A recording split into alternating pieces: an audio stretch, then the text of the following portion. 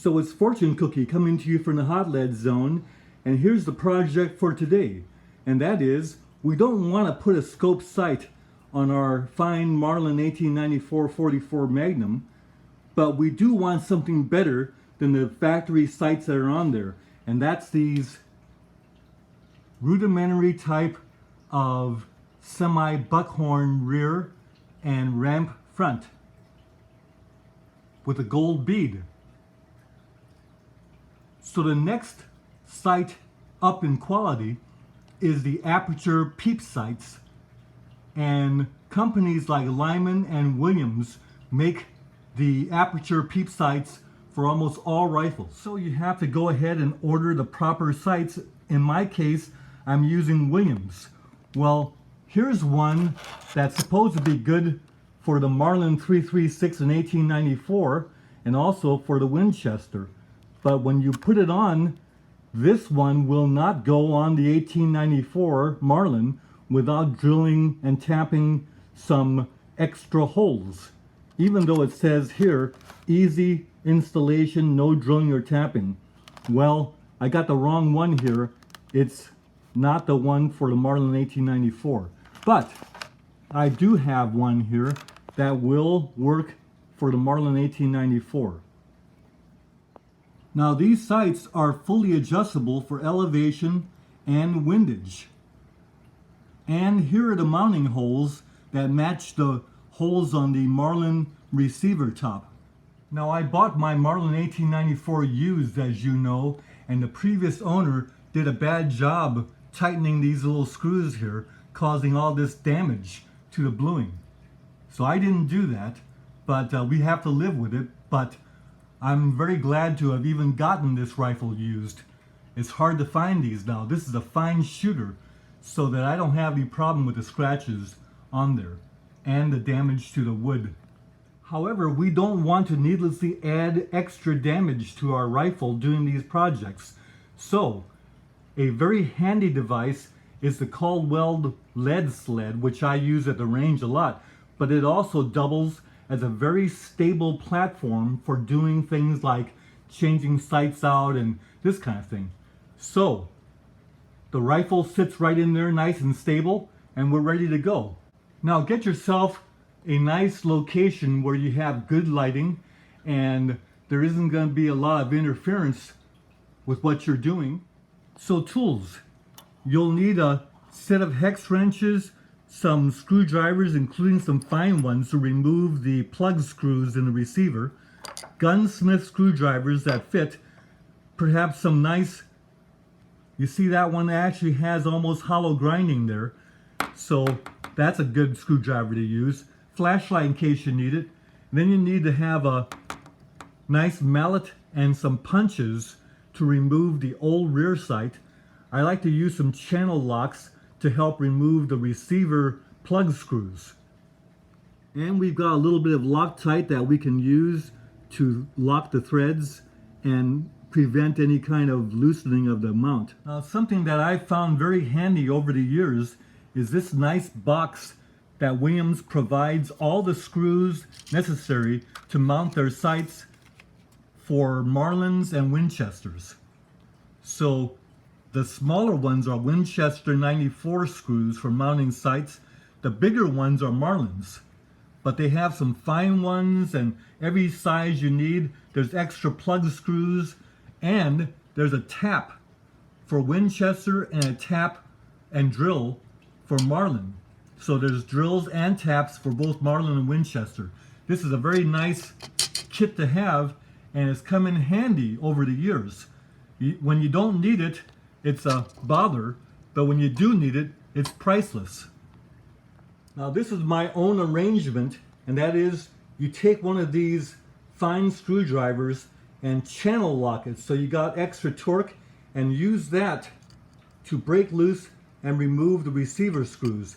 And you can take your thumb and brace both sides of that on the screw so it doesn't slip off and cause those scratches that the former owner put into the receiver. It's not as necessary to cause damage like that to your rifle ever, but the former owner did. But then again, these rifles tend to get a lot of of hard use anyway. So again, it's all honest wear and tear, and I appreciate this rifle for the shooter that it is. When I removed those plug screws, I just added them to the plug screws that are already in the kit, so we don't lose those. Now ideally your Aperture sight should sit right about there, but when I line up the holes with the mount holes on the sight, you see you can't get at that hammer spur. And if you use an offset hammer spur, it'll probably hit the Aperture knurled ring there. So there's a problem with this particular model with this rifle. To get around that, I'm going to go ahead and mount this Peep sight right there on the front mount holes.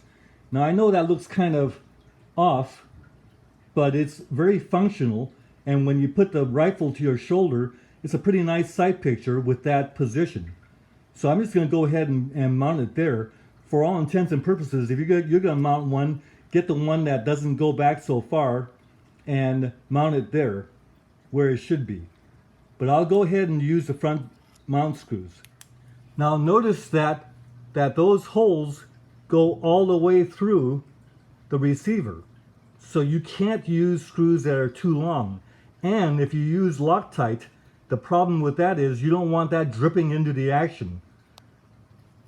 Well, it was a simple matter to go ahead and select the proper screws out of that Williams kit, and you see they stick out just the right length. Do not interfere into the interior of the receiver at all. Now to best put the Loctite screws in, what you want to do is go ahead and install your mount and lightly put in the screws, then back one of them out, and then use a toothpick or a small screwdriver to apply Loctite just to the threads underneath the head of the screw, and then put that one back in while the other one is holding the position of the sight. Once you've snugged up the Loctite screw, then repeat with the other screw, and you've got Loctite in the application without any of it dripping through into the inside of the receiver. You see I'm backing out the second screw now. And it's hard to do running a camera. I'm not going to scar that sight. So you see there it is, Loctited in place and snugged up, and absolutely no damage to the screws or the sight or the gun. You want to check the action of your rifle? No problem. And then you'll want to see if there's any Loctite that got through there, and none did. Now you'll hear a lot about the problems of mounting Aperture sights on rifles and the incompatibility of the sight you're mounting with the existing front sight. And so there are actually formulas that people will have to calculate to see if the front sight's the right height or not, and if it's not, you gotta order a new front sight. Well, permit me to suggest to you a way that's simple to determine all of this, and you won't hear this in any other YouTube video. And that is, take your rear sight that you've got and just put it on your receiver top before you even install it. Take out the little knurled aperture ring so you're only using the housing, and then sight through there and look at the sight picture of the rear sight with your existing front sight. If you can see that sight picture centered in the big housing aperture of your new rear sight, then you are in business. If you cannot get that, then that means your front sight's incompatible with this new rear sight you want to put on, and you'll probably have to get either a taller front sight or file down your existing front sight or get a new front sight that's shorter. I don't know if you can see this clearly or not, but there's the big ring of the housing, and as I bring the front sight down onto the notch of the rear sight that's existing already, you see the ring is centered right there on the front sight and rear sight, close enough that I have enough adjustment to get that on target at the range. What this means is I don't need a new front sight. I'm in business, and you can determine this also. Now suppose your front sight cannot get this sight picture, then you have to get a new front sight. But a formula to calculate that is not necessary. In fact, now that I install the regular Peep back into that housing, I'm pretty close to being zeroed. I won't have to do much at the range to get that zero perfectly on. So you see I've got latitude to adjust and it's fine. Now, interesting to note that these screws here that allow the windage adjustment, the existing screws had heads that were too big and it didn't give me as much adjustment as I would like to have. So what I did was, again, the Williams kit came to the rescue, and I simply took out 2 screws that were smaller headed but still sufficient to do the job, and put those in instead. So now I've got smaller screws for the adjustment of the windage and allows me to get more latitude. Nice looking setup there. The last thing to do to finish the installation of our new rear sight is to take out the old rear sight. Now, if you go ahead and drift this out, the ladder will scratch your barrel. So to keep that from happening, we remove the ladder, like so. Then we place 2 playing cards, or one that's been torn in half, underneath the existing rear sight, so that again, no scratching occurs when you are tapping that rear sight out of the dovetail. Notice that one card will rub on the other card frictionlessly to allow for no damage to the barrel. Now when we hold our punch, we don't want the punch to hit the barrel, neither do we want to get our finger caught between the punch and the rear sight, because if that happens and you tap on the punch, you'll get a very bloody wound on your finger. So short hits on that punch will do the job. There you see the complete removal of the rear sight, and no damage to it and no damage to the rifle. I'll just put the old rear sight and the ladder that goes with it right there in that Williams kit. And there's our new sight picture. Looks pretty good. Now I went ahead and removed the hood on the front sight so the light can get on that gold bead better, and you got a cleaner sight picture looking through the aperture without that hood being in the way. You don't mind that rear sight being where it is, because after all, the old rear sight was even farther forward.